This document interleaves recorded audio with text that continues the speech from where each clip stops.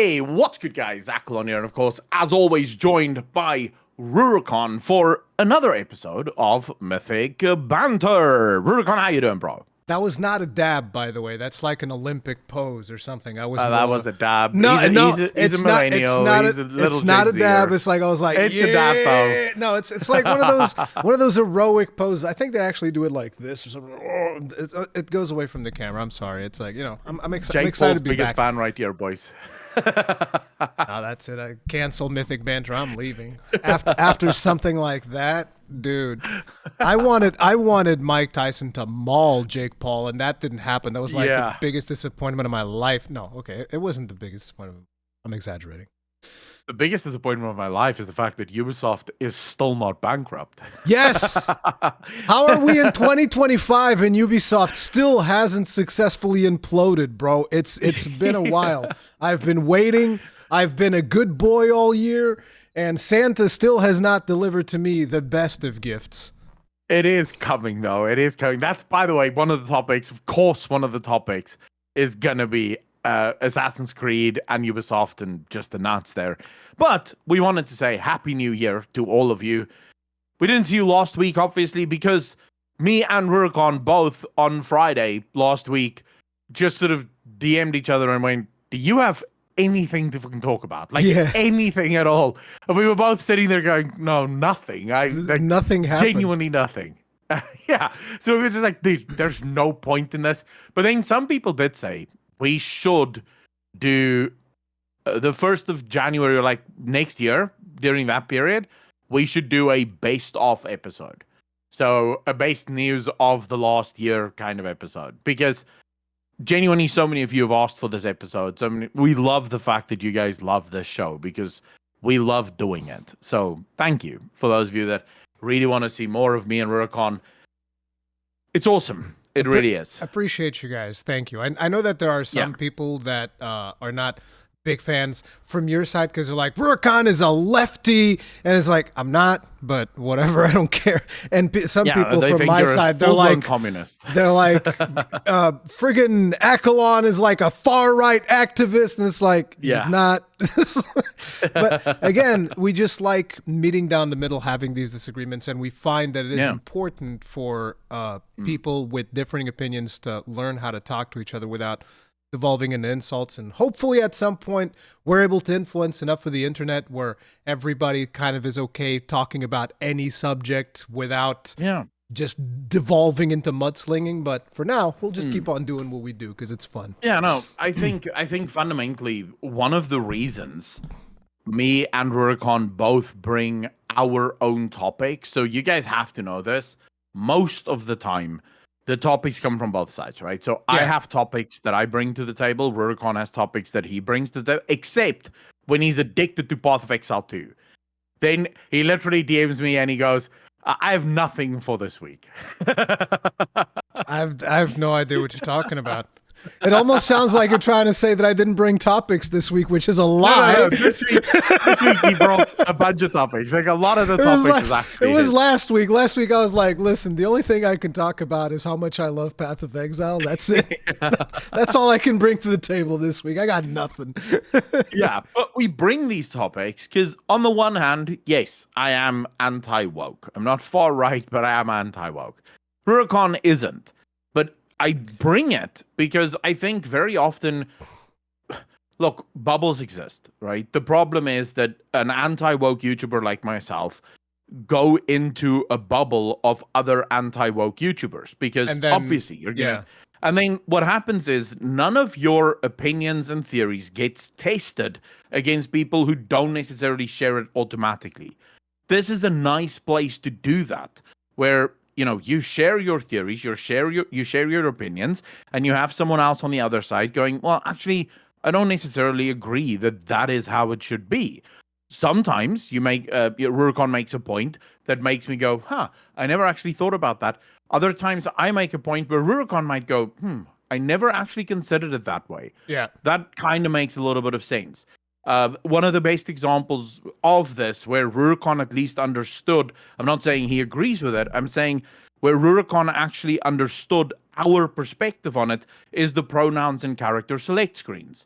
right? Where it's not about the pronouns being there. It's that the pronouns signal to us that something more might actually be in there than that, right? So this is why these conversations are good to have. And now, no, Rurikon hasn't started to join the anti-woke crowd.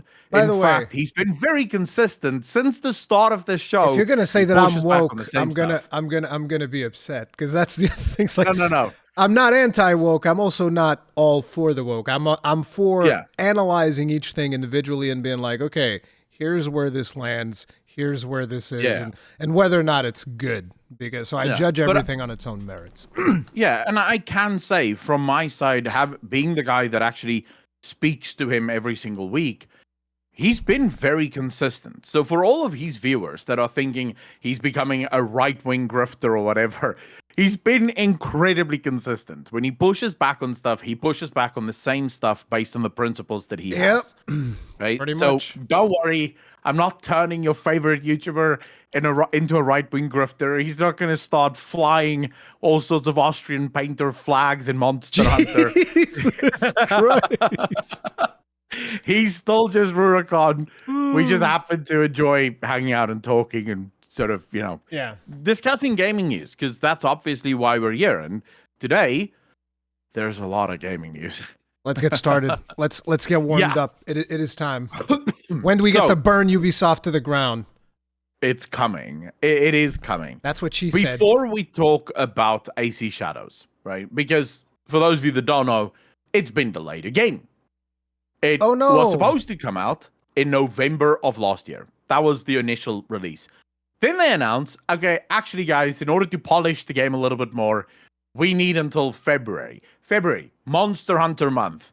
That's the month that they want to launch it. You know that in Mythbusters, they had an episode where they polished a turd into a little shiny ball? I did not know that, but okay. This is what they're doing. This is what they're polishing this turd until it becomes a nice little shiny smooth ball. And then they're going to convince you it's a raisin. And then they're going to put it on a plate and try to serve it to you and tell you it's like some chocolate souffle or something. It's like, no, it's still a turd, Ubisoft. I don't want your turd. I mean, so they've delayed it again. They just recently released some footage of the new vaulting and the new parkour mechanics in the game, and literally all they added was a little bit of a flip.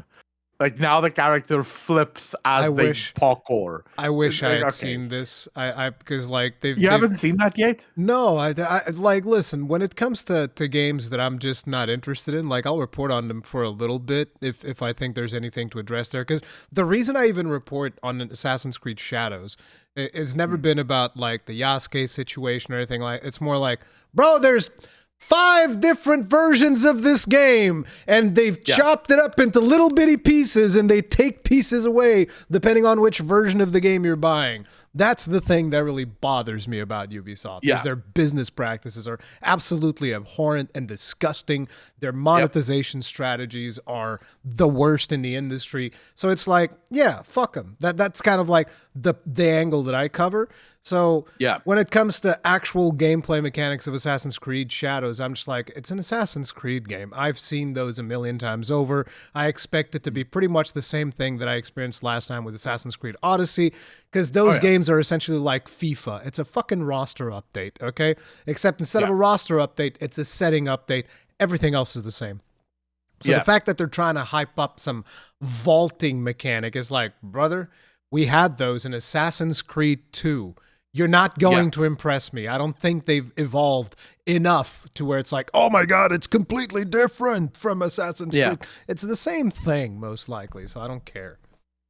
No, I 100% agree with you. I think, but this is the problem with the gaming industry in general, is so much money is spent on something that has almost no real value. Because here's the thing.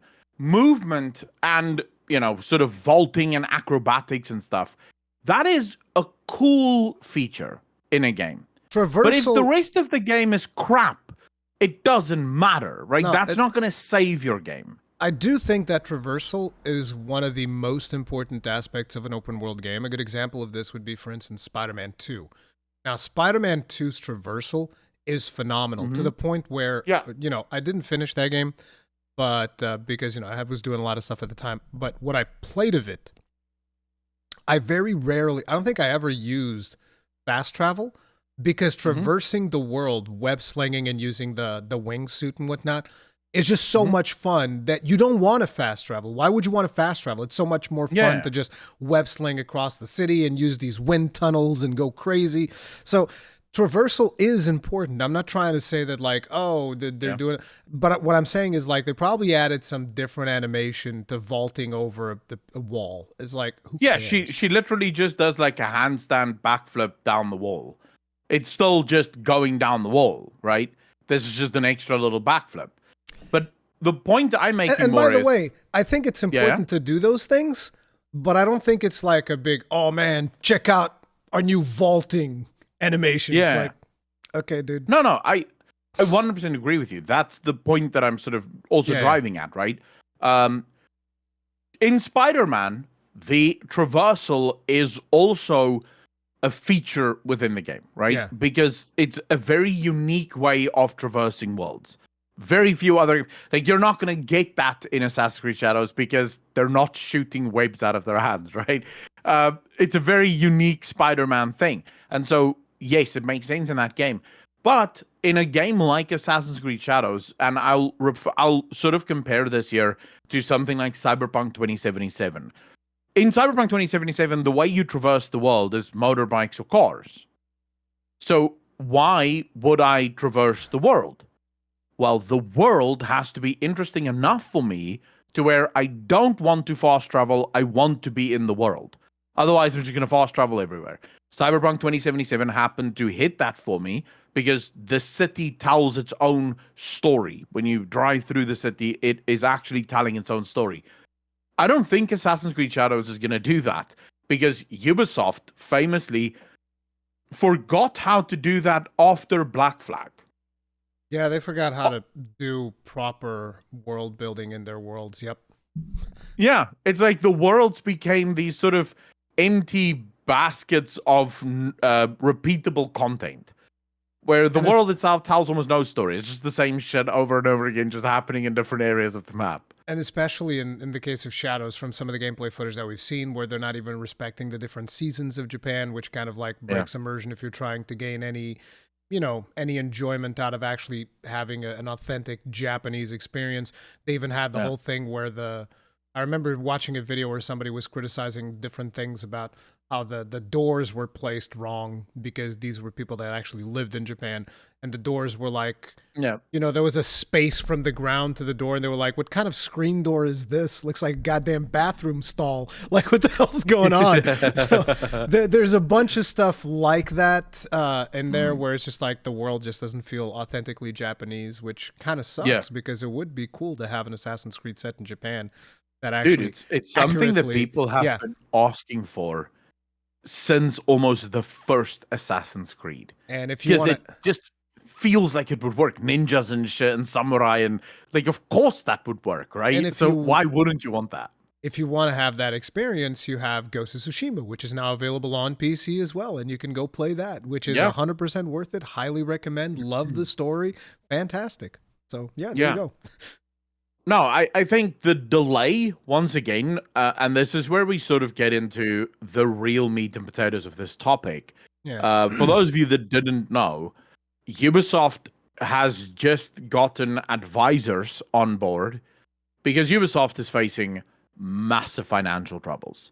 So Ubisoft currently, their current debt, this is debt that they have to pay back as quickly as possible, sits at $1.4 billion US. Oh no. Yeah.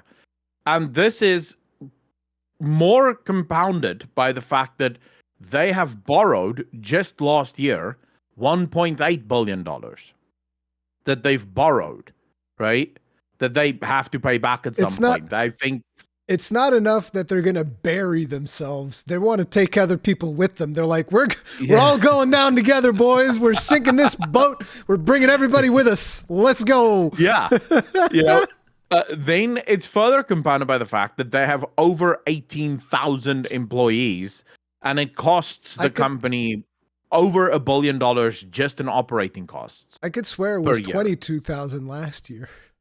Yeah, they laid off a bunch of people. Like, they have got some jobs. Listen, it sucks for the people that got fired. I'm not making fun of that, but I am making fun of Ubisoft's piss poor management that they're just like, oh, we'll just get rid of 4,000 people. We don't need them. It's like, yeah, fuck them. Yeah. You know, it's not like we massively overhired during COVID, which in Portugal is something we would refer to as the time of the fat cows, because, you know, when the cows are fat, there's plenty of meat, it's good times. Now is the time of the slim cows, and we're going to kick these people to the curb because we don't actually give a fuck. Yeah. And we're too stupid to think, wait, maybe like every normal human looked at COVID and said, this is not a sustainable situation. Oh, yeah. It's going to change. Except if you're an executive in the AAA industry and you were immediately going, wow, this is here to stay now. I think even us as streamers, we instantly realized, because everybody got more views. For those of you that maybe don't know, during COVID, literally everybody got more views. A bunch of streamers exploded. I got more views. Akalon got more views. Except we didn't just treat this as, oh, this is the new standard. We were like, oh, this is a big old bubble. We better get ready for when this thing pops, because the views are going to come down crashing. It's going to be violent. And we didn't lose as much as the AAA industry, I feel. But obviously we did lose, because this is very much, at least particularly for me and Akalon, this is very much an up and down, up and down. Yeah, like it's a January, very up and down industry. January and February is like, if we were operating under Ubisoft, January and February is when we'd fire our families. It's like, well, guys, you know, I have to go fire my kid, my wife, my daughter. I have to fire them now because there's not enough money to sustain everybody. Hey, it is what it is, you know? It's like, we were up during COVID, we're down now, so I have to fire you guys. It's bad, man. Like, January and February, genuinely, I think many people don't understand this. You can't stop working in January and February because the algorithm needs you to be active. So you're uploading videos basically for free during these months, because the amount of money you get per 1,000 views is nothing. Although I will say, because, you know, I personally, and likely you, I'm very blessed by my audience, because like the other day I was just casually streaming what's it called, Path of Exile 2. I have like Assassin's Creed in front of me, and I was like, this is not what I was streaming. That's not what but I was streaming Path of Exile 2, and somebody randomly dropped into my Twitch chat, donated 100 subs, and left. Wow. I mean, I don't know if they left or they lurked, because it was an anonymous gifter, and I was just like, bro, what the fuck? Dude, you got that too? I think we got it on the exact same day. Wait, you had that too? Dude, a guy came into my chat, I don't know who it is, dropped 131 gifted subs, and it was anonymous. I still asked, who is this? Can you just say so I can say thank you? Just nothing. Yeah, exactly. Like, and I was like, dude, wow, I'm super thankful. Thank you. That's amazing. But it's like that's where I'm getting at. We're blessed with super generous audiences. And I don't want people that can't afford to, you know, to donate to feel bad. No. You shouldn't. Like, it's very valuable to just have people there to hang out in the chat, and it's nice. Okay? Regardless if you're donating or not. Never feel pressured like some streamers like, well, $5 is net. It's like, no, $5 for a lot of people is going to be their next fucking meal, or maybe their next 10 meals, because they're buying packs of ramen noodles because the economy's in the shitter. People can't afford to buy eggs. $5 is a ton of money. So yes, so it's like, all I'm saying is like, we're lucky because of the audiences that we have. We're in a very privileged position. No, I'm definitely not taking anything away from that. I think if you don't have a loyal audience, this time would be even rougher. Oh yeah, it's but rough. Even in this time is rough, right? Now we're not sitting here complaining. We still get to play video games for a living. That's a good life, right? And we get to talk about video games for a living, which is also a good life. I'm sure many of you would have rather had this life. So please don't think we're sitting here. But what we're saying is that we kind of prepare for the ups and downs of the industry, and Ubisoft is like, no. Once things go up, the line has to keep going up, and it doesn't matter how many people's heads we put on the chopping block. We don't care. We're burning you all to the ground. It is what it is. Line must go up, and that's all that Ubisoft wants to do, basically. Oh, yeah. But effectively, how we all got to this is they have over 18,000 employees. It costs well over $1 billion for them per year to operate. That's not gaming costs. That's not them paying for... Because making video games is very expensive. You're usually investing a lot in technologies and all the rest of it. Actors and body, motion cap and all the rest of it. So this is just operating costs. Just this year, or actually just this week, they revealed that their overall income for this quarter is going to be 300 million euro. Because Star Wars Outlaws did not sell. Oh, no. Yeah. So this means that if they continue to do this, they won't even make enough money to pay their normal operating costs. Because right now, the only game that's really pulling the weight on Ubisoft is Rainbow Six Siege. It's the literal only game that's making the money. Every other game they bring out, and now you have Assassin's Creed Shadows. So they have these guys that's now come in, these advisors, because Ubisoft is now desperate. They either need to sell, or they need to negotiate a takeover, because there's a bunch of industry experts that's saying Ubisoft's share price has reached the point where it is a very, very attractive hostile takeover scenario. Because you can get Ubisoft for dirt cheap, and then you can sell the IPs because the IPs are worth a hell of a lot more than the company. I think I have some spare change. Let me see. Yeah, you could probably pick it up with, just go to the ATM, get like $100 and you could probably buy Ubisoft. I have 50 cents right here. You think, hey, Yves Guillemot, have your people call my people. I got 50 cents right here on the table. I will buy Ubisoft. There you go. Dude, I mean, if I actually had the money, I would buy Ubisoft. Just because the IPs are worth so much. Imagine getting your hands on the Assassin's Creed IP, or the Far Cry IP, or even the Rainbow Six Siege IP. The things that you could do. The thing is, I wouldn't know what to do with it, to be honest. I'm just being completely real, because I have no idea how to do video game development or anything like that. And so it's like, I guess you could sell the IPs to somebody. The problem is, if I was to pick it up, I would be so...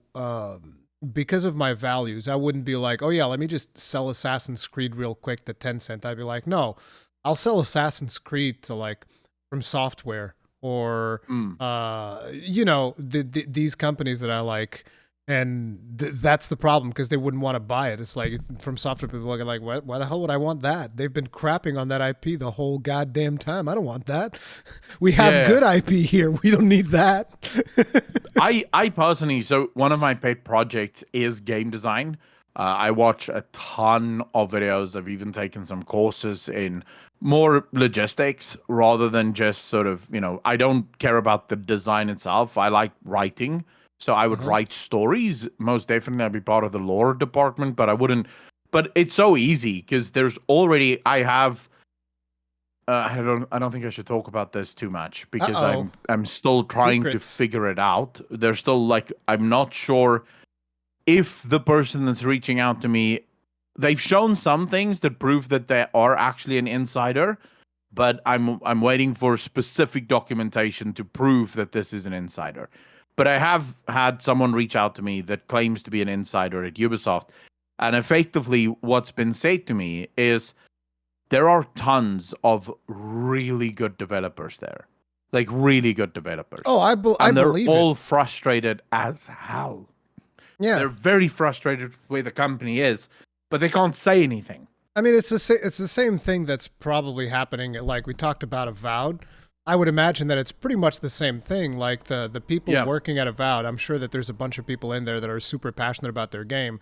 And then out comes this art director being like a crazy loony activist, just like trying to, for some reason, trying to make a point against making fun of Elon, which we can just make fun of Elon over the fact that he actually has he had someone boost his Path of Exile 2 character, in case you weren't aware, because when he was trying to play it on X, it was just like you could tell that he had no idea what he was doing. Like he was passing valuable items, not picking them up. When he goes to look at his gear, this piece could be better because of its level, and it's like the level doesn't even matter at all. What matters is the stats on the equipment. But he casually hovers over some of the best items in the game, just goes like, yeah, this item's like level 52, could be better. And so you can instantly tell that he didn't know what he was doing. What I'm saying is like, well, you can make fun of Elon for things that Elon does. You don't need to just like be mad at him. It's like, my whole game is about pissing Elon off, right? Yeah. So obviously it's to be expected that Ubisoft would have a similar situation where there's a lot of people in there that are actually talented, and it's just they're just held hostage by everybody else that keeps dicking them over, particularly their marketing department that just keeps fucking shit up. So yeah. I'm not, so from my perspective, I should mention this. I'm not a massive fan of Elon's, right? So from my perspective, I think a lot of people, especially on the right, is making Elon into this massive savior dude. I'm not there because I think Elon is a billionaire that is in it for himself, and he's basically where the money is. Now, I'm not saying that he doesn't truly believe the things that he believes. He could. But I'm not willing. I don't know the man well enough to say he does. If he's gonna take us to Mars, he could be fucking Lex Luthor for all I care. Bring humanity to Mars, bro. Let's go. We need to become a spacefaring civilization, dude. 100%. I have respect for Elon. Exactly. Because I think a lot of people will sometimes make the claim, oh, he's stupid. And it's like, dude, you don't become that rich by being stupid. Yeah. He might be a lot of things, but stupid is not one of them. Right? I hate Bill Gates. And even I will admit he's not stupid. He's an asshole, but he's not stupid. He's that rich because he's very smart and he knows what he's doing, right?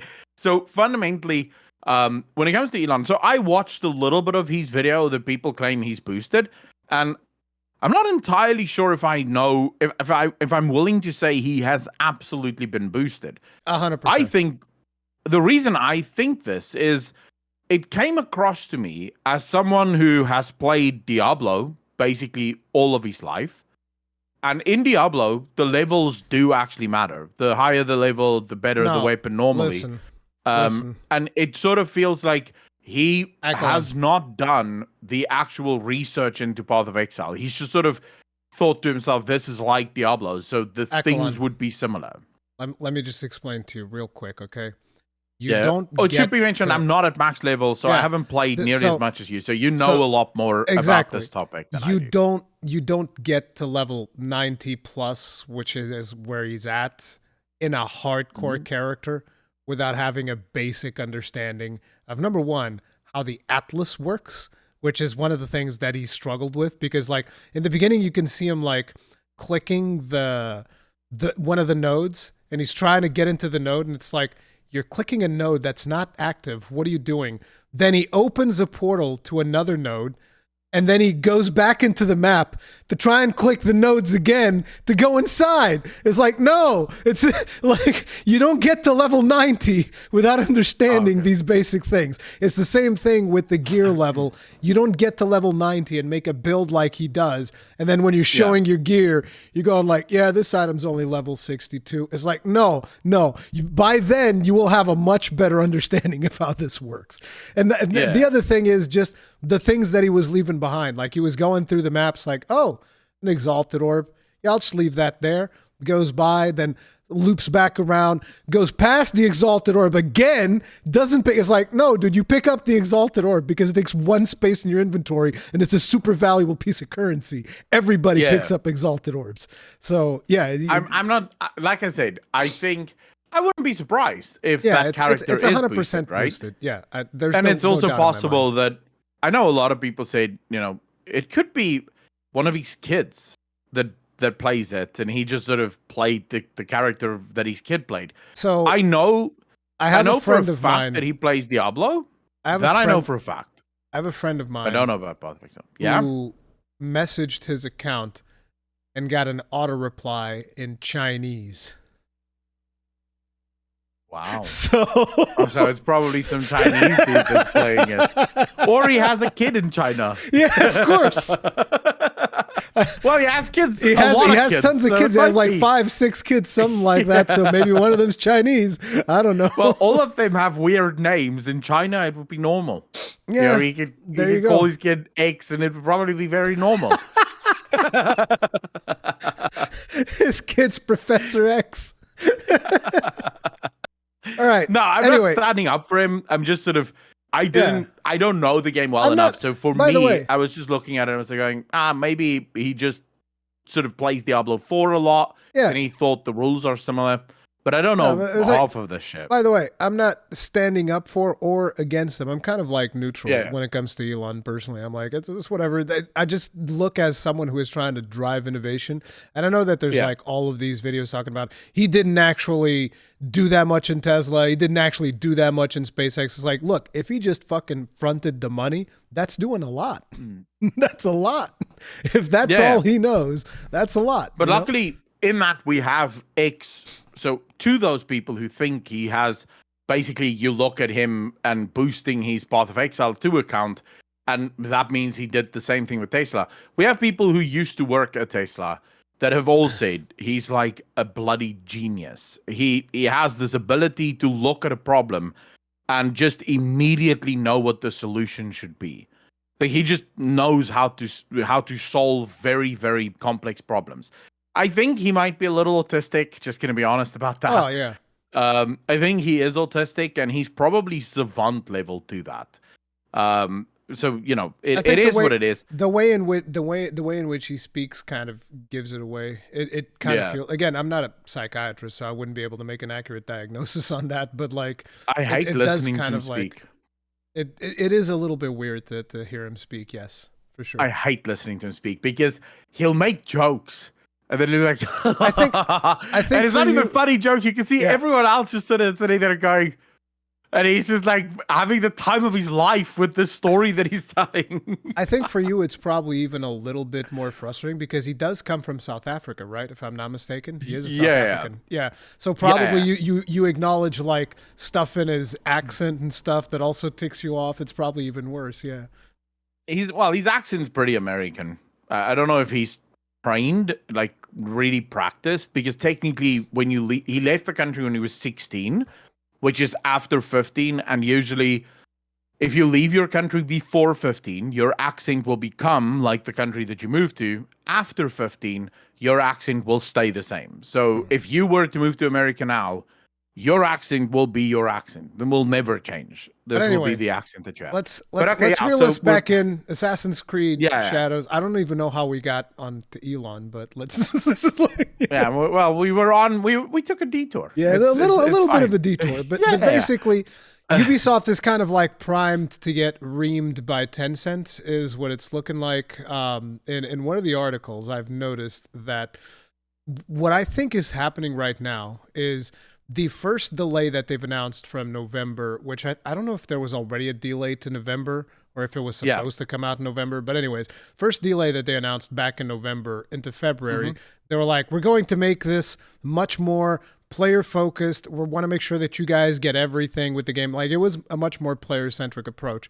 What they're saying now is completely the opposite of that. So if you listen in this article that I linked, it was like, following the strategic execution reviews initiated by the executive committee a few months ago, Ubisoft has taken decisive steps to reshape the group in order to deliver best-in-class player experiences, enhance operational efficiency, and maximize value creation. But then they also say, Ubisoft announced today that it has appointed leading advisors to review and pursue various transformational, strategic, and capitalistic options to extract the best value for stakeholders. Now, I don't know if you can read between the lines there, but that is the exact opposite of, let's be very player-centric and give the players a good experience. But it's like, no, extract the best value for stakeholders. The best value for stakeholders is Yves Guillemot reaching into your wallet and extracting like deluxe editions and all of that bullshit. So I wouldn't be surprised if all of a sudden there are going to be deluxe editions. They are going to once again piecemeal things. And I've warned you guys back in November. Listen, this reeks too little, too late. And it seems like you're not even getting that. They're probably going to back away from that type of messaging, and they're going to be selling you like season passes and piecemeal content and all of that bullshit. That is what I would expect. I think Ubisoft is realizing something fundamental. Their game will not sell well. This is guaranteed. No one wants to buy this. You have the anti-woke crowd that will not buy it as long as Yasuke is in the game. And I should be very clear about this. Because I've seen a couple of rumors that the delays are to basically remove Yasuke and put him like a massive minor character with a couple of missions. That's not enough time.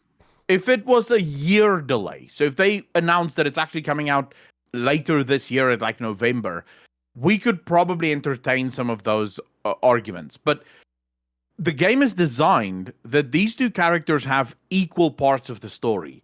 Yeah. To move the story away from one of the two characters that was designed around would take a shit ton of work. Also, a lot of revoiced. You'd have to revoice most of this because they're not speaking to Yasuke now; they're speaking to the girl. There's like so much that goes on here. But basically, from Ubisoft's perspective, the anti-woke crowd will not play this as long as Yasuke is in there. And that, by the way, is Ubisoft's fault. And the thing is, even if they were to remove Yasuke, the anti-woke crowd won't play it anyways because the other lead is a woman. Well, to be fair, I have not seen anyone on the anti-woke side actually have a problem with the woman. But I think it is because the problem with Yasuke is 100% Ubisoft's fault. If Ubisoft literally just came out and said, look, guys, Assassin's Creed is based on historical events, but it's not a historical game. It's not historically accurate. The problem is that Ubisoft doubled and tripled down and went like, it is historically accurate. He was a samurai. It's like, motherfucker, were you there? Yeah. You know, like, that's Did you the problem. See they him tried cut to down gaslight us people into and saying stuff no. like Yeah. You know, and that's where the anti-woke crowd just went, you know what? Screw you. We will not play this. People don't like getting fucked around with it. Isn't it impressive that people don't like being blatantly disrespected? Why is it that people won't just be disrespected and still give other people their money? Why can't you just, why can't I just spit in your face and still have you give me money? If only things worked like that, we would all be so much more happy. Ubisoft wouldn't be bankrupt. Exactly. They could keep spitting in people's faces. Wouldn't be a problem. But ultimately, so the anti-woke crowd won't touch this game. Yeah. The normal gamers won't even touch this game because when I say normal gamers, most anti-woke gamers literally are just normal gamers that have had enough with this shit, right? They don't want this politics in their video games. But like the uninitiated gamers won't play this game because Ubisoft has proven themselves to be incapable of making good games. So you're effectively stuck with this tiny slither of people who are basically just gobbling up whatever Ubisoft throws at them. And there's always going to be those diehard fans that think, I mean, guys, Starfield have people that I literally had a comment from a guy today on my video from yesterday. The dude's name, his username, is Starfield Guy. And he's defending the Game Pass. After an insider revealed that Game Pass... Starfield Game Pass? the Microsoft Xbox Game Pass. Okay, Xbox Game Pass. There's an insider that revealed that Xbox Game Pass basically destroys like 80% of pre-sales. Like if your game goes onto Xbox Games, no, like sales. So pre-sales meaning the sales before the game, but then also the mainstay 3-day sales. About 80% of that gets erased immediately. So 80% fewer copies will be sold of your game if it launches onto the Xbox Game Pass. And I was making a video where I basically said, we should probably start having a conversation about whether or not these subscription services work for video games. They work great for movies and they work great for series, but do they actually work for games? The thing is, from a consumer perspective, I think they absolutely do because they have tremendous value. But it depends on what your consumer wants. Because, for instance, I don't want Game Pass because the way in which I play video games, sometimes I might just be like, oh, I want to buy this game. I don't want to play it right now. I just want to pick it up. It's like on sale or something, and I want to pick it up. Or I want to, maybe I just even want to support the developer of that game, and I want to have that game in my library so that someday later, which is probably going to be never because I'm going to die, I'm never going to play these goddamn games, which fucking sucks because there's too many games, not enough time to play them. But the idea is I like knowing that I have it. And a service like Game Pass gives me tremendous amounts of FOMO. I'm always thinking like, oh, but if I don't play it now, it's going to go away. And, and eventually I won't be able to play it. So it's like, it doesn't work for me. But I think that from a consumer perspective, for people that play like, I don't know, 5 different games at the same time, for them, it is a massive boon. So I always thought that from a consumer perspective, it's freaking fantastic. Like it's tremendous value for people. But I've always wondered what that's like from a developer perspective, because I even think sometimes when you have like those deep sales on Steam, like the developers are probably getting screwed. Because like, bro, I just bought this game for $5. This was like a AAA game, came out last year or something like that. Surely these particular sales are not going to be benefiting this developer nearly as much, right? And when you have something like Game Pass, it is definitely something to consider. How much did Microsoft pay you, and was that worth it for how much you've lost in potential revenue? That is definitely something that needs to be talked about. The problem, and this is exactly my perspective, because in the short term, really good for the consumer. Yeah. In the long term, maybe really bad for the consumer because a lot of developers go bankrupt because of this thing, which means you lose those games. Remember, once the developer closes down, those games die with them. And right? Unfortunately, you're not going to get more of that. Unfortunately, because of companies being, a lot of companies being very disrespectful of gamers, and I know that there's always this discussion about, oh, there's the woke gamer and the anti-woke, like we sometimes bring these topics up, and I just think that you shouldn't look at it like that, particularly if you're a developer. You should look at it as the gamers. There's a group of people that will potentially want to buy my video game, and I need to see what I can do to get these people to buy my video game. And, a lot of companies have been very disrespectful of gamers. And what happens now is, for instance, you and I are arguing about the viability of Game Pass from a developer's perspective. And I know for a fact that a lot of people are just going to go like, I don't give a fuck. They don't give a fuck because they've been antagonized. Right. And this happens on both sides of the culture war. They've been antagonized by these developers in a myriad of different ways. I mean, not even the developers themselves. I feel like people have probably been more antagonized by the marketing departments that choose monetization strategies and all of that stuff. And it's gotten down to a point where right now, some people will sort of just say, I don't care if Game Pass is bad for you because it's good for me. Fuck you. Go bankrupt. I don't care. That is a problem. Like you have somebody like me, like I'm talking about this, and at the same time I'm saying like, fuck Ubisoft. I want them to die. Because Ubisoft has blatantly disrespected me and the gaming audience for years on end, and people practically beg them, please stop it with the abusive microtransactions, stop it with these blatantly anti-consumer strategies, and we've been radicalized. It is what it is, right? So we can have those discussions, but I do think that for a lot of people, they're just going to be looking and being like, I don't care. I don't care if this is bad for the developers because it's good for me, and the developers don't like me anyway, so whatever, right? That's the problem that we have right now in gaming. One of the problems. To those gamers that are feeling this way, I would just like to say the overwhelming majority of developers out there are not antagonistic towards gamers. I mean, yes, in the AAA space, definitely. But in the AA space, most of those studios are actually very small. They're not like even 100 people that work at those studios. And so most of those developers are actually just gamers. They're just normal gamers that also happen to be able to make video games. So they're not actually, and those are the ones that usually get screwed by things like Game Pass. But then there's also some evidence that shows that if it's multi-platform, so if it goes out on Xbox Game Pass as well as on PC and also on PlayStation, it actually boosts sales on the other platforms.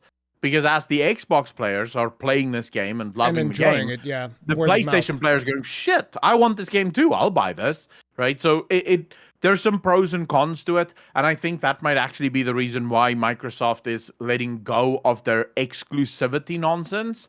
Because they're starting to realize if they can go to a developer and say, hey, we are willing to offer you 20 mil to put your game on the Game Pass. We know that you're going to lose about 80% of your sales, at least until the first big Steam sale. You're going to lose about 80% of your sales. But we can guarantee 100x or 150x on your PlayStation sales as a result of that. And you get the 20 mil from us. A lot more developers might actually be willing to go, shit, all right, yeah, let's do that. You know, yes, I am sacrificing a little bit here, but I'm gaining a lot over there. And there's far more PlayStation players than what there are Xbox players. So obviously, it's a good deal, I think, overall. And I think that's maybe what Microsoft is going for. But it could also very quickly turn really badly.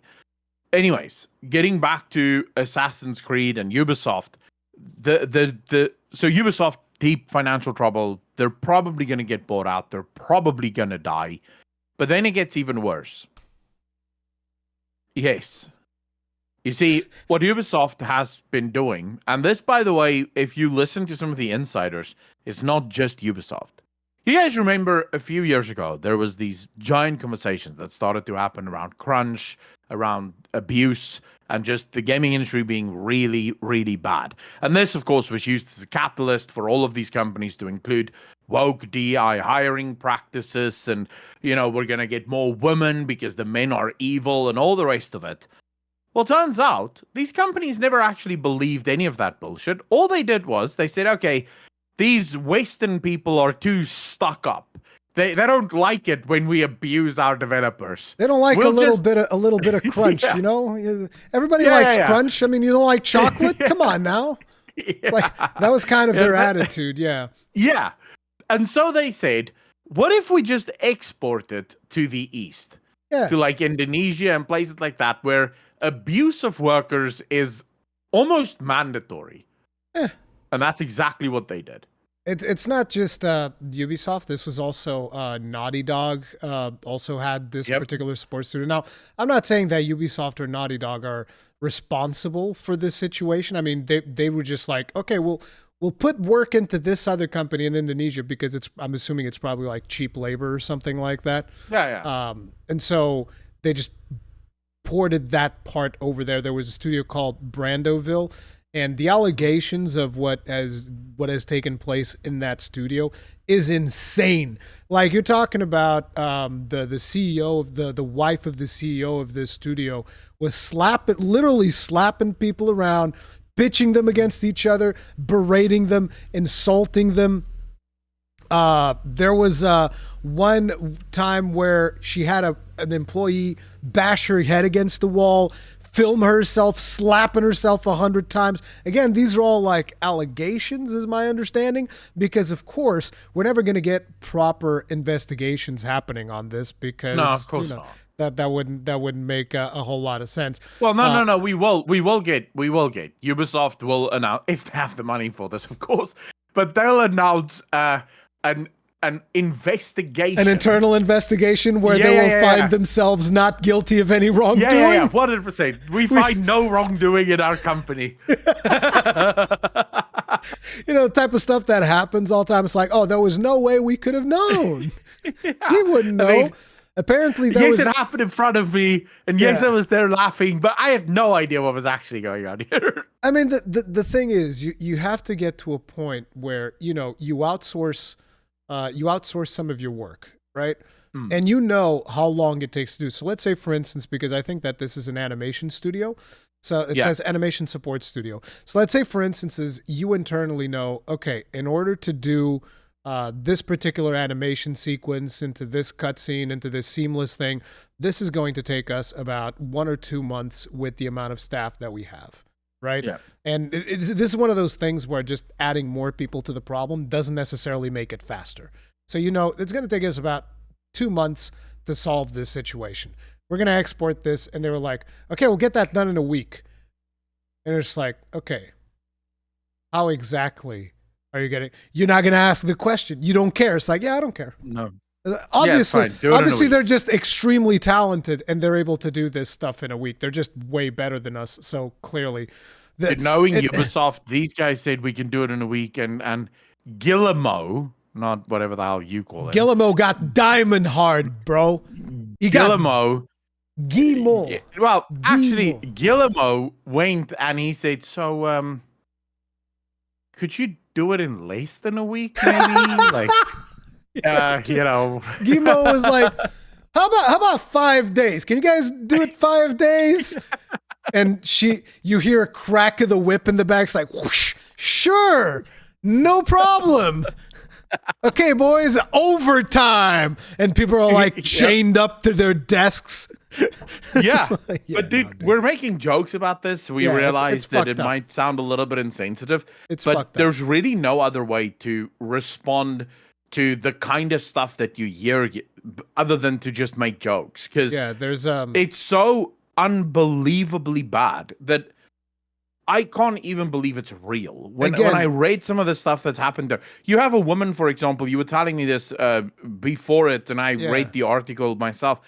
You have a woman that lost a child as a result of the shit that was happening at these studios.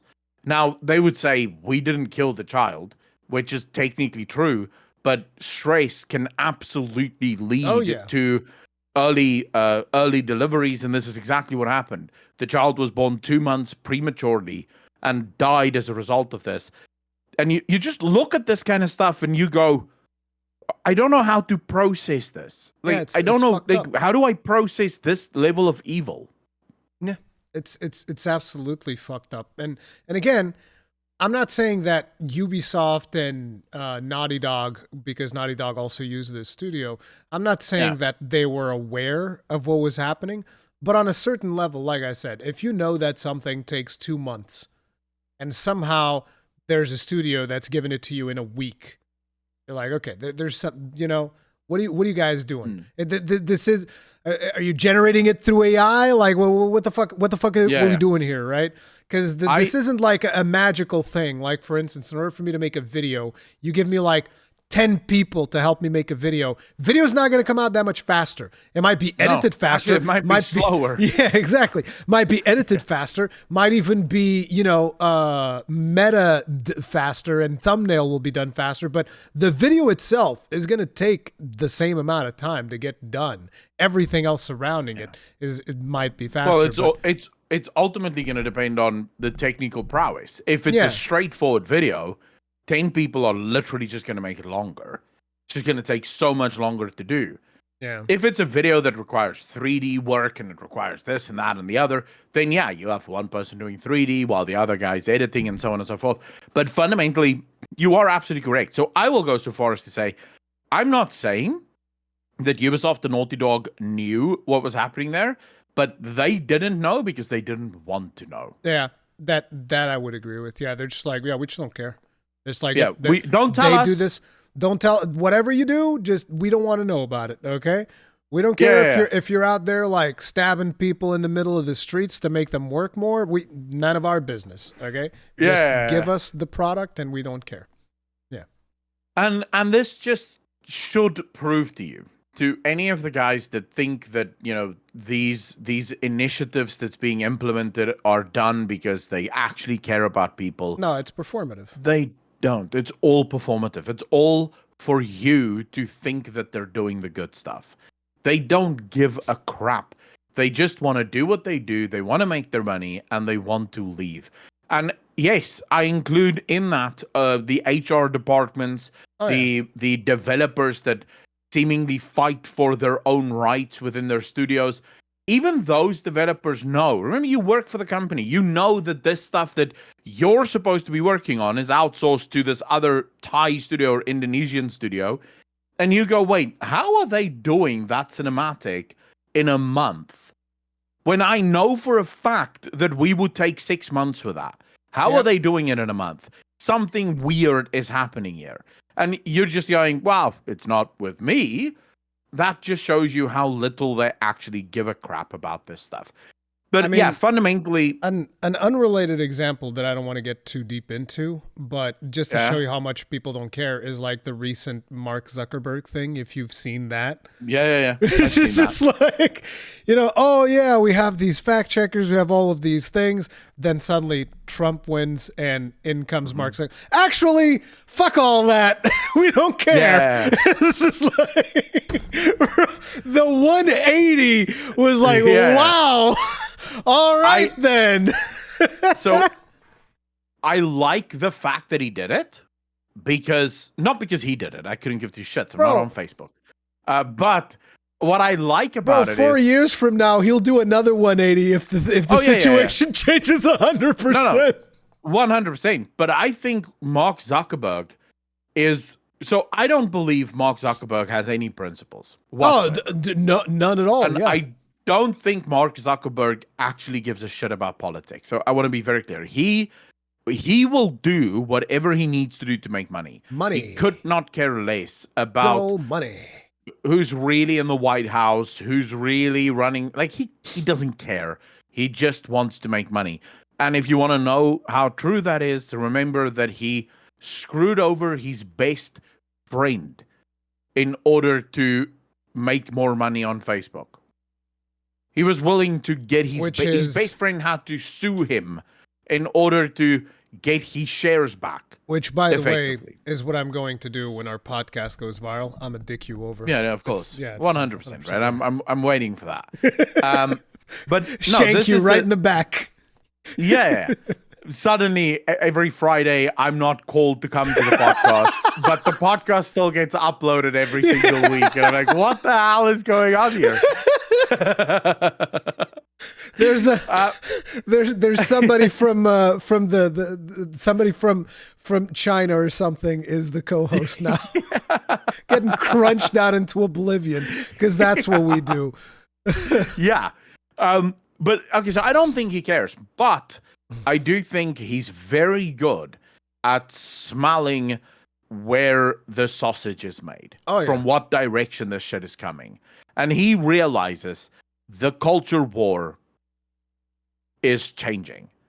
People are fed up with the overbearing controls. They're fed up with fact checkers making everything political. Because I'll be honest with you, I've never seen a fact checker actually fact check correctly. They just get shit completely wrong.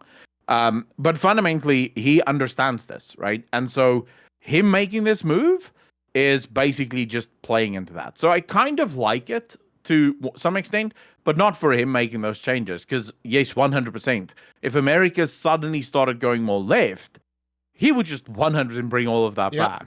Like straight up, that'd all come back. I wonder what that's going to mean for the rest of the industry, though, right? With Mark Zuckerberg changing and moving Meta in this direction, I wonder if places like YouTube is going to start moving in the same direction, allowing a lot more free speech. Now, I do want to talk a little bit here because there's a lot of people, especially on the right, that likes to pretend like there's freedom of speech problems on YouTube. I'm sure there are some, but I will say you're allowed to say a lot on YouTube. You can say a lot of things on YouTube without really getting banned or without really getting removed or anything like that. So it's not as bad as some of the other places, like on Facebook. You said the wrong thing, bam, bam, done. Yeah, you're gone. It's account closed. That doesn't really happen on YouTube. They'll just, at worst, demonetize a video. But see, I've won at the 3D chess of Facebook. I deleted my account. They can't ban me anymore. Go. Yeah, I did the same.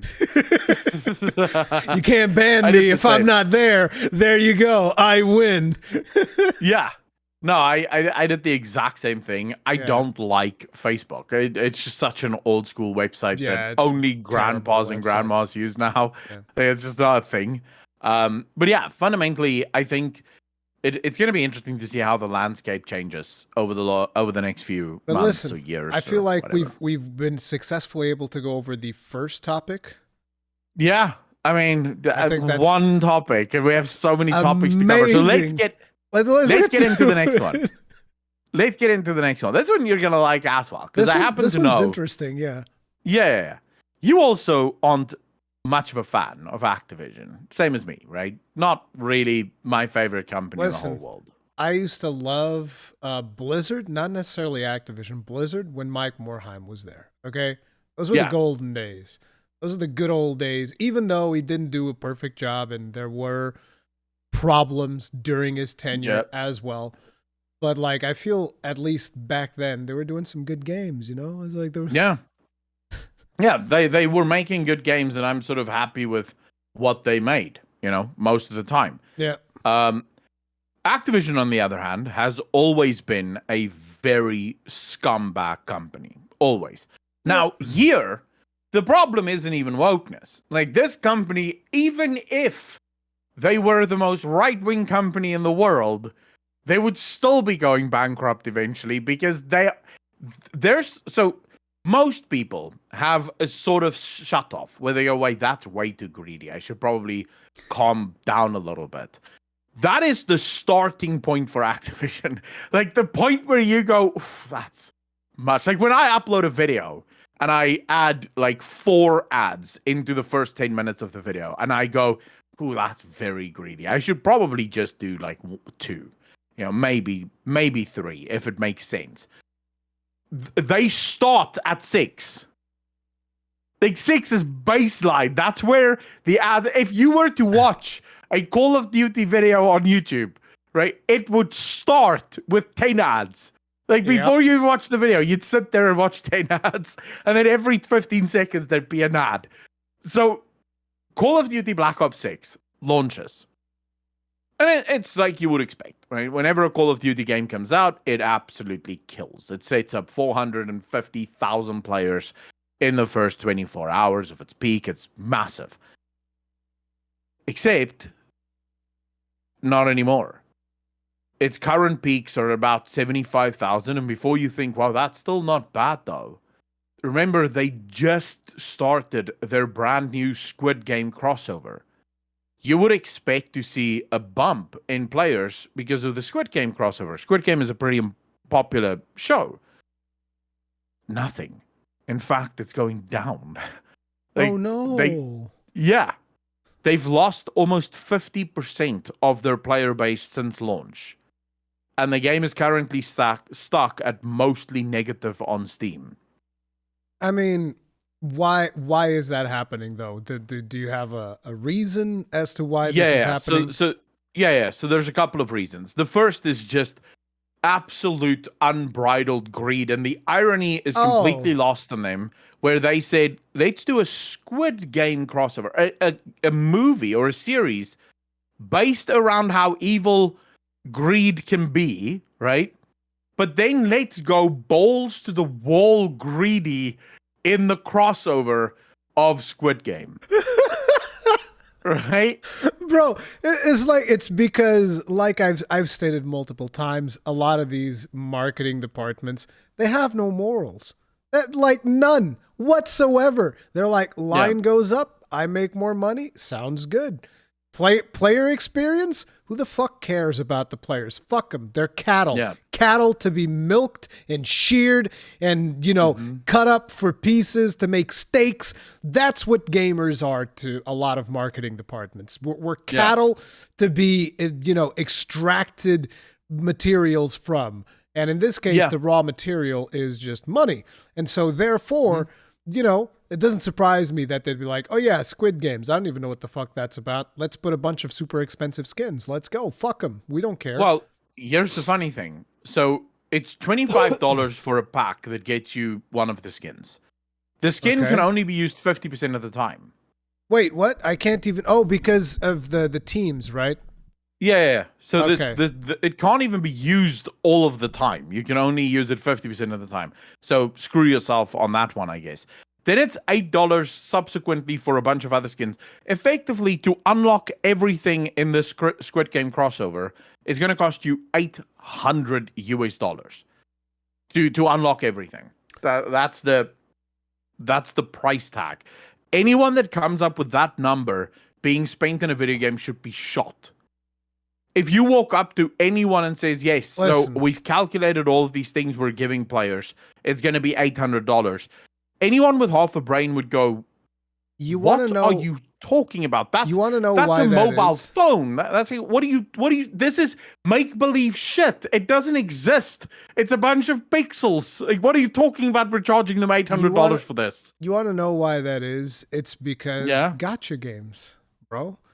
Activision looks at gacha games and they're like, man, these people are spending thousands, absolute thousands for these anime characters. Fuck it. I want a piece of that pie. Here you go, 800 bones. It's like, yeah, that doesn't surprise me because they want all of the greed. It's kind of like the funny thing. It's kind of like similar if you think about it, right? What happens is a lot of these companies, they look at their competition, and regardless if it makes sense for them or not, they want the same amount of money. It's almost like, imagine you and me, we'd look at Mr. Beast and we'd be like, well, I want to make as much money as Mr. Beast. Why am I not making as much money as Mr. Beast? And then we try to devise weird schemes to try and make as much money as Mr. Beast. There you go. Yeah. It's kind of like the same thing that these companies are doing, right? And it's just going to get worse. It's just going to keep getting worse. And this is just a bit of a course correction. People are like, well, I can't even afford eggs, and you want me to go buy skins? No, that's not happening. $800. Yeah. And then it gets worse. Most of these skins are broken.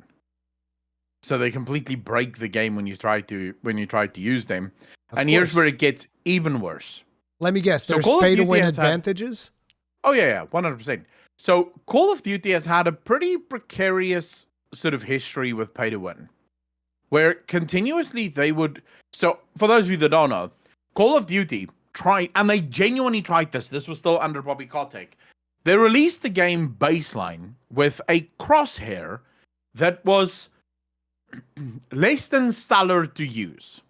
You could get used to the crosshairs, but it wasn't great.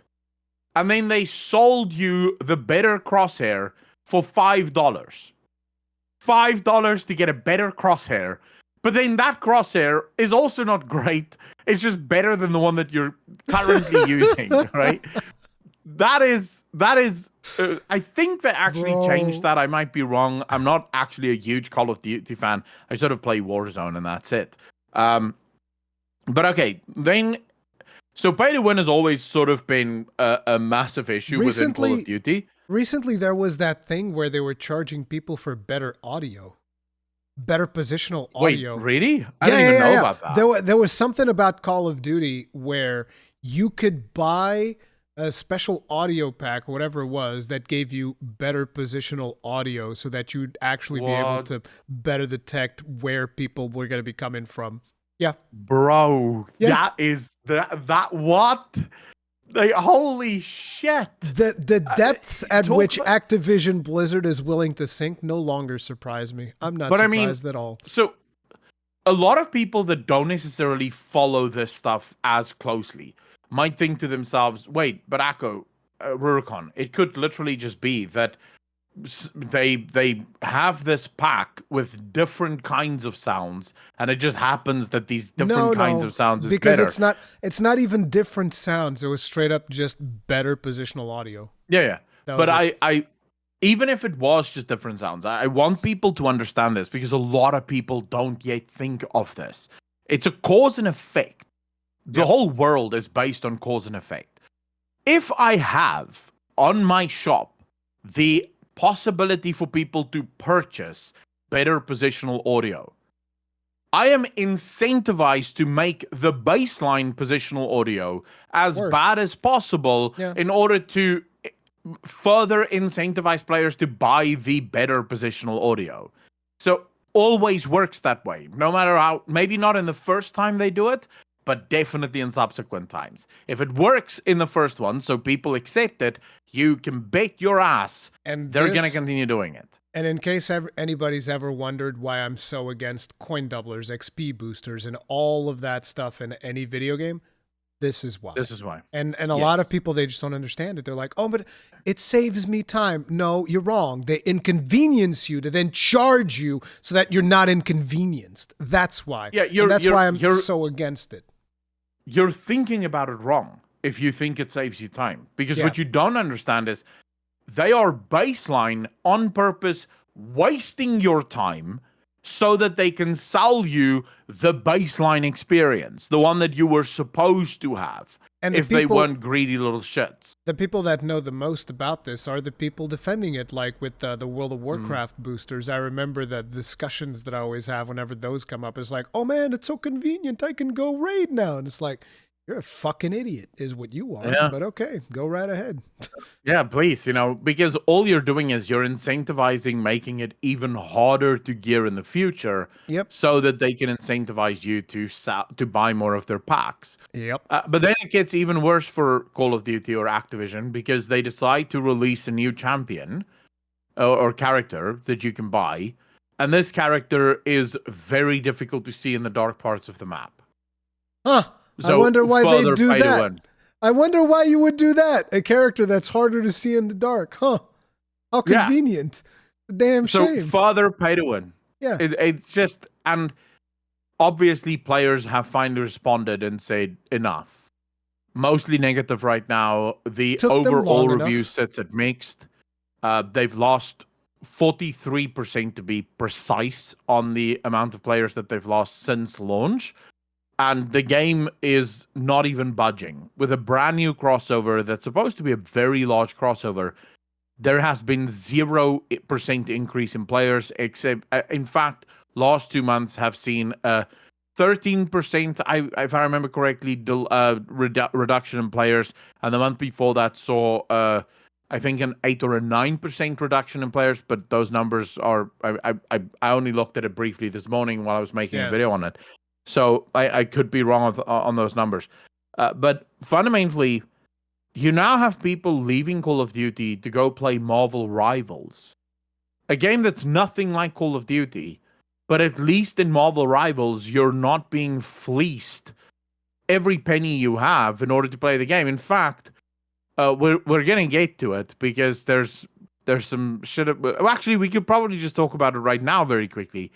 You have, right now, the media and Concord fans, as hard as that might be to believe, the game had 649 fans, and they're outraged at the fact that Concord got cancelled, but Marvel Rivals is allowed to exist. I don't even play Marvel Rivals because, look, I'm going to be real. I'm going to be real. If you guys enjoy Marvel Rivals, I hope that things work out for you.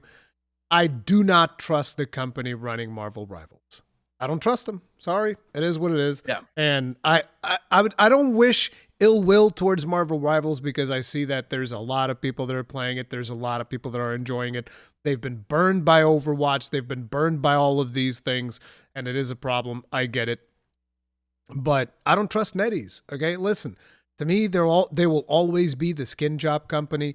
They fucked me over on Diablo Immortal, and I will never, ever, ever forgive that. They are greedy as fuck, and I'm just waiting until that big greed comes along for Marvel Rivals that's going to dick people over. I hope it never happens. I genuinely do, but I don't trust them. But the one thing that I will say, right, I don't play Marvel Rivals, but if I look at the roster of Marvel Rivals, I could probably instantly point out, like, I don't know, 5, 6, probably even 10 characters that I would want to play, right? I just off the top of my head, I'm like, bro, I would love playing Iron Man. I would love playing Wolverine. I would love playing Spider-Man. Like, there's a lot of... Is Thor in there? I don't know if Thor is in there. If Thor's in there, I'd love to play Thor.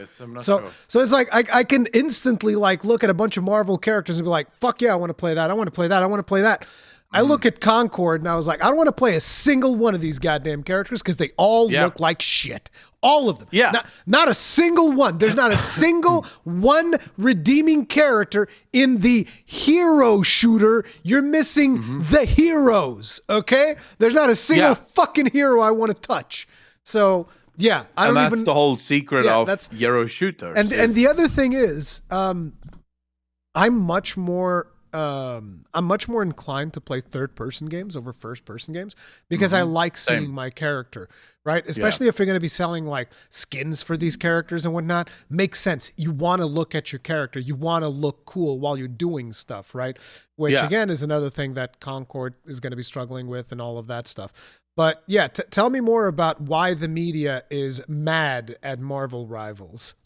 So first, need to understand the conversation with fans has been going for a while, mainly because all of the woke types are accusing Marvel Rivals of being gooner material because they happen to realize something that is so old that there are literal laws against using it in marketing. Let me just ask one thing, okay? Yeah. Are we here to police what people on the internet are masturbating to?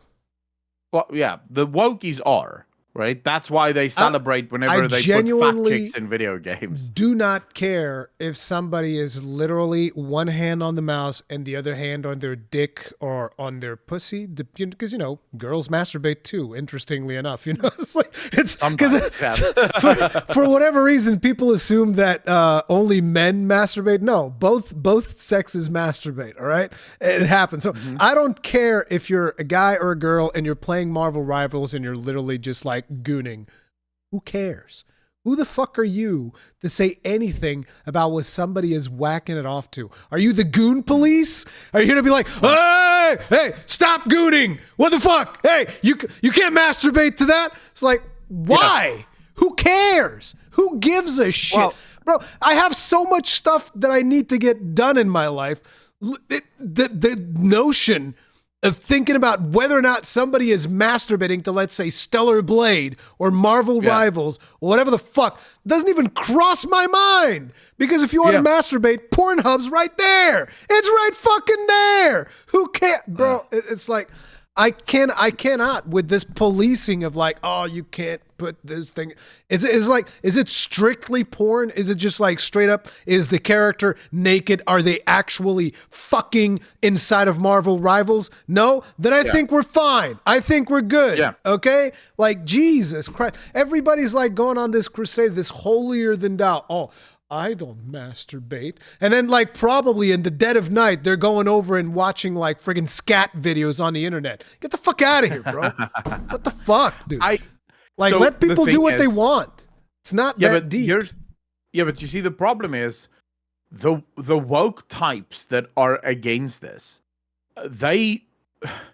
it's all virtue signaling nonsense. I mean, I've shown the studies on my channel. I read a lot of studies and research on this that proves that even women who actively say they don't want to play feminine characters, they want to play strong female characters, when they finally choose the character to play, surprise, surprise, they choose the feminine character to play. Because beauty sells. I want to make this clear for anyone that might be confused as to, oh, but we don't need every character to be beautiful. Yes, we do. And here's why. There are literal laws in every country in the world that makes it illegal to use sex in order to sell things. Why? Because of all the marketing tricks that they have ever discovered that helps you sell products, the one that works better than all of them is sex. In fact, it works so well that it overrides people's ability to make rational decisions. This is why we've made it illegal. Because I can guarantee you, if suddenly an ad popped up on TV of two women grinding on each other and showing lotion going, this lotion really takes out the I'll take 10 bottles. Every man is down at the store buying that bloody cream in bulk, right? Just 100%. Because that's how our brains are wired. We are sexual creatures. I do want to say, you say every character needs to be good looking. That's kind of like one of the illusions. I don't think every character needs to be good looking. But you need to have the eye candy. You need to have the draws. Sure. You can have the interesting characters as well. I'm just making, take, for example, I'm just pointing out real quick because you have this tendency to speak in absolutisms, and then people kind of like miss it. And I'm just like, okay, listen, not every character needs to be like straight up, big old chest, nice ass. All like you can have ugly characters or mid characters or whatever. That's fine, but it's just like it shouldn't be everything. You should have a spectrum. Right? Yeah. And it just feels like nowadays, a lot of times, whenever there's one attractive character, like the amount of shit that Eve from Stellar Blade got was insane. And the amount of people that I've seen just blatantly saying that, like, oh, the story of Stellar Blade sucked. I'm like, no, I completely disagree. A lot of people saying like, oh, Eve is just like this one-tone character and whatnot. I don't agree. I understand why some people say it, but like a lot of people are way too comfortable just like dismissing Eve or even the story of Stellar Blade because it's a female attractive character, which is weird, but you do you. I thought the story was weird, but anyway, Well, the thing is, it's called luxury beliefs, and that's basically what these wokies are in. A luxury belief is a belief that you hold as long as you're not challenged to actually exercise the belief. Right? Most people have them, and you need to be cognizant of those so that you don't live your life by those luxury beliefs. And this is just another one of them. What the Marvel rival dudes figured out is, hey, if we're gonna have Captain America in it, let's make him look like Captain America. Make him buff, make him big, make him the fantasy, the proper testosterone-filled male fantasy, because those are the people that's going to be playing this. And if we're going to have female characters in this, let's make them hot, because guess what? Men and women like to look at beautiful things. Women like to play beautiful characters, right? That doesn't mean, and Rurikon is absolutely correct, I do have a tendency to speak in absolutes, but usually I just go by if it's generally true, then, so I'll give you guys an example. You could make a game with only beautiful characters and your game will probably sell really well. You could not, however, make a game with only ugly characters and your game sells well. It's just not going to happen. You have to find, if you're going to use an ugly character, take Marvel, for example. I'm talking about Marvel Avengers. They had Thor, there was a conventionally attractive man. You had Captain America, conventionally attractive, Tony Stark, conventionally attractive, and then you had Hulk, conventionally not attractive, but a really cool character that people enjoyed, right? Fundamentally, you need What do you mean Hulk is not attractive? The fuck is that supposed to mean, bro? Hulk isn't an attractive, he's a monster, right? The whole point of him is a monster. Some people are into that shit. Human form, if he's Bruce Banner, that's a different story, right? No, some people, no. Some people want the Hulk, bro. Yeah, are you kink shaming? There are some people who want the Hulk, but I bet you there's a line of dildos that are Hulk themed. I guarantee it, dude. They're probably green and glow in the dark, and they're like ribbed and shit, and just like fucking and thick as fuck. There probably is, right? There probably is, but fundamentally, sex sells. We know that it sells. So when you that's why there's Hulk dildos. Yeah, but take Concord, for example. This is a game that tried the whole, let's just go with conventionally unattractive characters. Or rather just characters that would conventionally appeal to very few people. Yep. Very few people ended up playing the game. Yep. That's just the nature of the beast. There's nothing I or anyone else can do to change that. That's human nature. We like beautiful things. It's as simple as that. And of course, and the thing is, the other thing is, you can have characters that aren't conventionally attractive, but they need to have style to them. So, for instance, you look at the generic fat chick from Concord, not an interesting character to play. You look at Mei from Overwatch, who's not fat, she's a little bit chubby, a little bit. But she's interesting. She's fun. But she's interesting. She's fun. And then you look at Roadhog. That's like a super cool character. Disgusting fat bastard with a shotgun. People love Roadhog. Roadhog's amazing, right? There you go. It's like the character needs to be interesting, even if it's fat and ugly and what. It can work, but it needs to be interesting. Then again, you look at generic fat Concord chick and generic fat Concord robot, and it's like, bro, the robot literally looks like a fucking trash can, dude. It's a fucking trash can. What are you gonna do with that character design? Like, what the fuck? But this is the thing. They were making the game very much along a very specific political bend. Yeah. And that political bend doesn't sell. People don't want to play that.